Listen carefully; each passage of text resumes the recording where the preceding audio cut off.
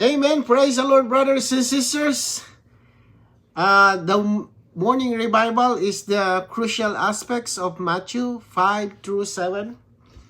And we are in week 2 and we'll enjoy the day 1. And the week 2 titled says, the blessedness of those who mourn, of those who are meek, and of those who are the peacemakers, called the sons of God. Okay, let's read the verses. Matthew 5:4, blessed are those who mourn, for they shall be comforted. Revelation 7:17, for the Lamb who is in the midst of the throne will shepherd them and guide them to springs of water of life, and God will wipe away every tear from their eyes. So brothers and sisters, in Matthew 5:4, the Lord says, blessed are those who mourn, for they shall be comforted. It's like, you may think mourning only means crying because someone has died, or feeling sad because someone is suffering.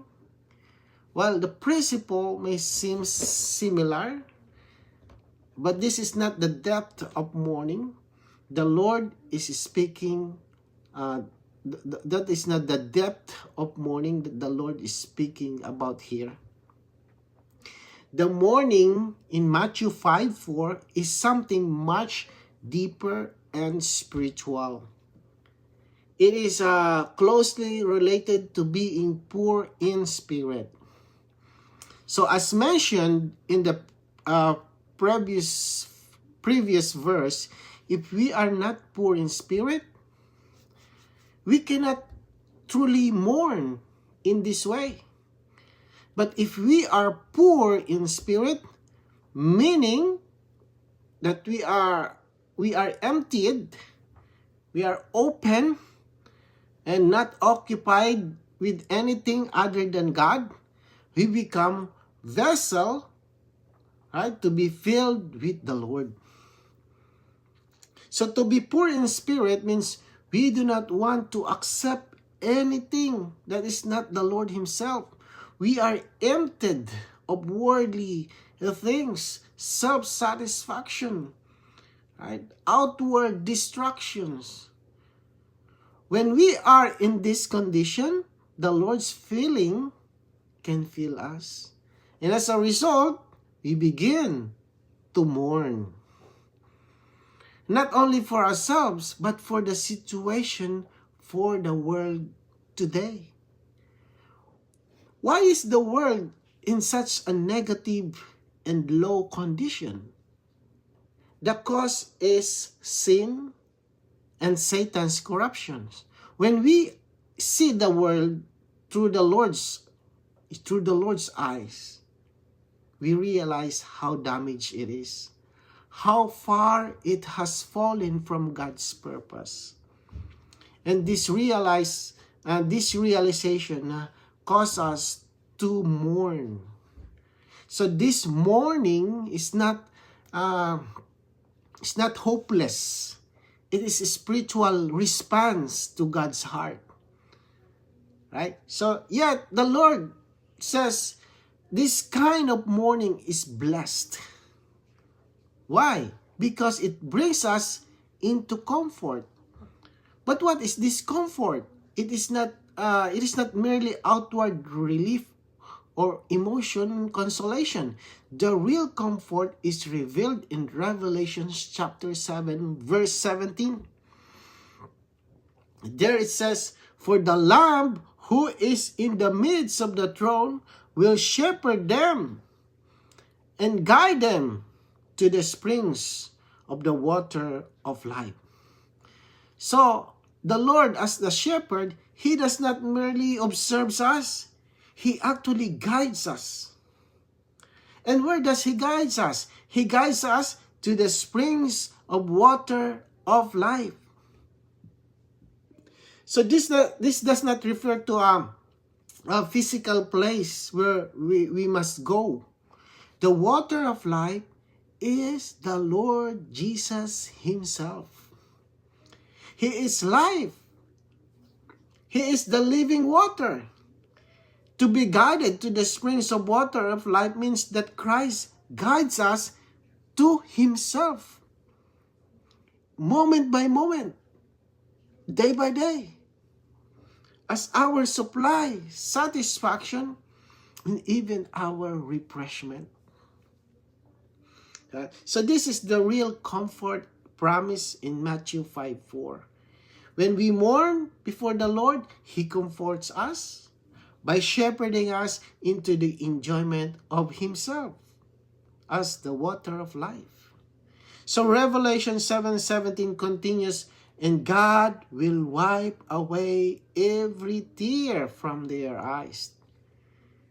So according to the Recovery Version footnote, this tears is a satisfaction, dissatisfaction, I mean. The sufferings,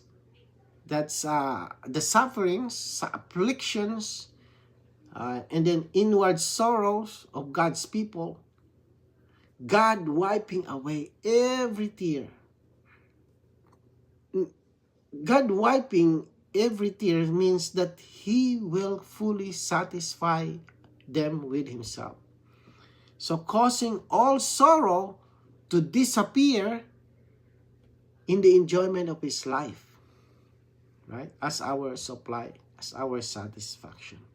So let's read the paragraph. It does not seem logical to say that those who mourn are blessed and happy. However, if we pray for a certain period of time with a spiritual filled with the King and the kingdom, we will begin to mourn over the negative situation of today. The entire situation of the world is negative in relation to God's economy. Satan, sin, self, darkness, and worldliness predominate among all people on earth. God's glory is insulted. Christ is rejected. The Holy Spirit is prostrated. The church is desolated. Self is corrupted. And the whole world is evil. Hence, God wants us to mourn over such a situation. So let's continue. If we mourn according to God and His economy, we will be comforted by being rewarded with the kingdom of the heavens. We will see God's heavenly ruling over the entire negative situation. We must mourn, yet we are filled with hope. The King is coming. The enemy will be defeated, and the earth will be regained by Christ. Naturally speaking, it does not seem logical that those who mourn are blessed and happy. Mourning is usually associated with sorrow, not blessing. However, the Lord's word in Matthew 5:4 is spoken according to God's economy and the reality of the kingdom, not according to the human feeling. So when we pray for a period of time with the Spirit filled with the King and the kingdom, our view is adjusted. We begin to see the entire situation of today's world. Today's world is negative in relation to God's economy. Satan, sin, self, what else? Worldliness prevail. And then God's glory is insulted. Christ is rejected. The Spirit is prostrated. And the church is desolated. So seeing this causes us to mourn. And yet this mourning is not without hope. When we mourn according to God and His economy, we are comforted by the vision of the kingdom of the heavens. We see that God still rules. As mentioned here, the king is coming. The enemy will be defeated, and the earth will be regained by Christ. Therefore, we mourn, but we are filled with hope. So it says, blessed are those who mourn, for they shall be comforted. Now let's read that today's reading. Someone who is poor in spirit and who desires and seek God will be enlightened to see his evil, corrupt, and rebellious nature.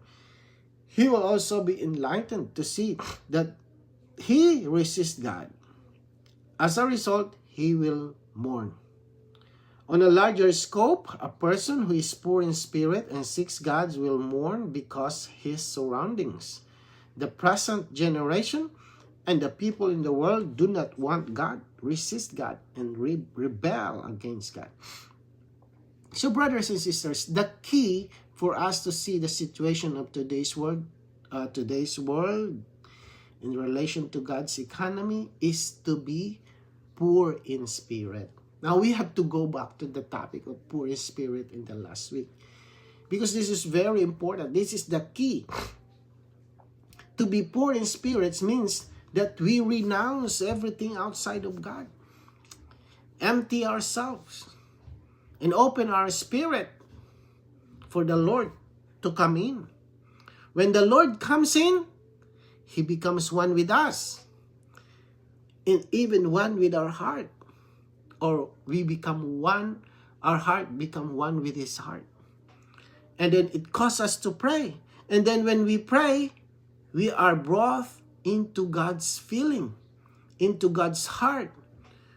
We become sensitive. We become to see the real situation of the world today. And the result is we mourn.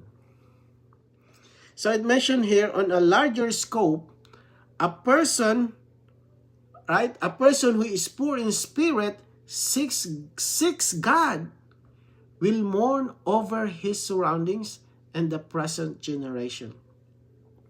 People today do not want God. They want entertainment, the world, the money. Many are rebelling against God. They don't realize that they are rebelling God's, because their nature, they are under Satan's nature influence. So they are rebelling. They don't know that. But when we see this, we mourn, right? But before the Lord, when we mourn, the Lord comforts us. He shepherds us and guides us to the springs of water of life. And that's actually God Himself. Right? So praise the Lord. Let's read the next paragraph. From the context of Matthew 5-7, mourning is not related to disaster or illness, but to the fact that people do not want God and do not submit to God. Yes, that's the one. Such mourning may seem unpleasant, but it is sweet. The people of the world mourn often because they are in sin and have sickness and tribulation. However, this kind of mourning is ugly, low, and worthless. Only mourning on behalf of God is beautiful, precious, glorious, and of eternal value. The Lord promised that those who mourn on behalf of God will be comforted. So, brothers and sisters, this paragraph may surprise us because it shows that our mourning is actually sweet. Right? It is not bitter or sorrow. Right? People outside of God's economy also mourn. But their mourning is ugly. They said here, low, worthless, and has no eternal value. But however, our mourning on behalf of God, it is beautiful, precious, glorious, and for of eternal value. Imagine, eternal value. And it is sweet because the Lord promised that those who mourn on behalf of God will be comforted. We mourn because we see the situation of today's world. And we hope that we ourselves are not part of it, brothers and sisters. Because even if we have received the Lord, when we stop enjoying Him, stop fellowshipping, stop going to the meeting, stop reading the Bible, stop praying, practically there is no difference between us and the world. But when we return to being poor in spirit and say, Lord, I am ready to be filled by you. Lord, fill me with yourself. And then what happened? We reconnected to Him. Our eyes are opened, and then we began to see the situation again. So clear. And then what happened? We began to mourn. You mourn even in your situation because, Lord, once again, I've been corrupted by the enemy, by the world. So you mourn also to yourself. You mourn again to the situation of the world.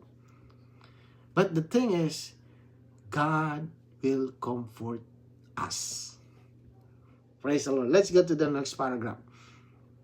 Comforting includes the situation, the satisfaction of having the Lord in us today. And the comfort that we will have in the coming kingdom and in the new heaven and new earth. When the overcomers enter into the coming kingdom, their enjoyment and condition will free them from the grief of this age. Hence, they will be satisfied and comforted. In the New Jerusalem, in eternity future, the portion that they receive will comfort them further. In the New Jerusalem, God will be everything to man, and man will be fully under God's rule.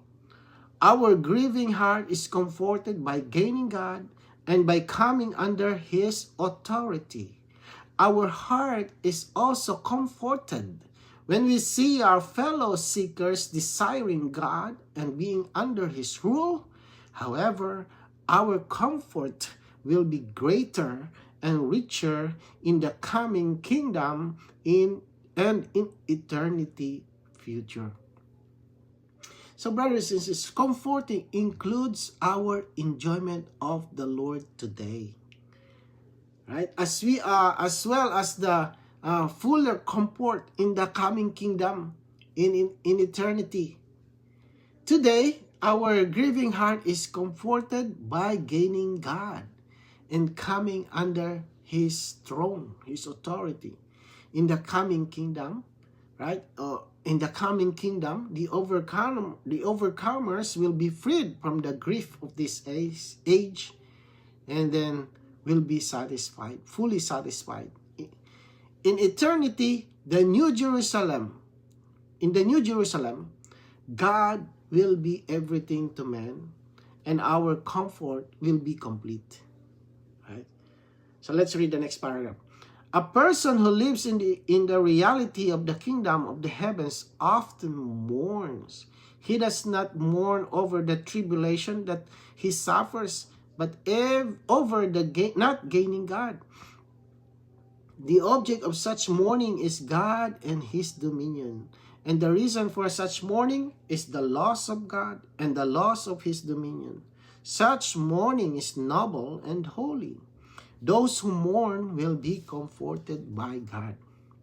So a person who lives in the reality of the kingdom of the heavens, they often mourns. Not because of outward tribulation, but because of not gaining God. Saints, if you don't gain God today, you have to mourn. Because blessed are those who mourn. He will guide you. Right? He will comfort you. For example, a brother or sister, right, may have no major problems outwardly. no sickness, no persecution, even no financial difficulty. But inwardly, yet inwardly, they sense something is missing. They realize, today I did not enjoy the Lord. I did not touch the Lord. I did not pray. I did not join the meeting. I live my day without His presence, without His ruling.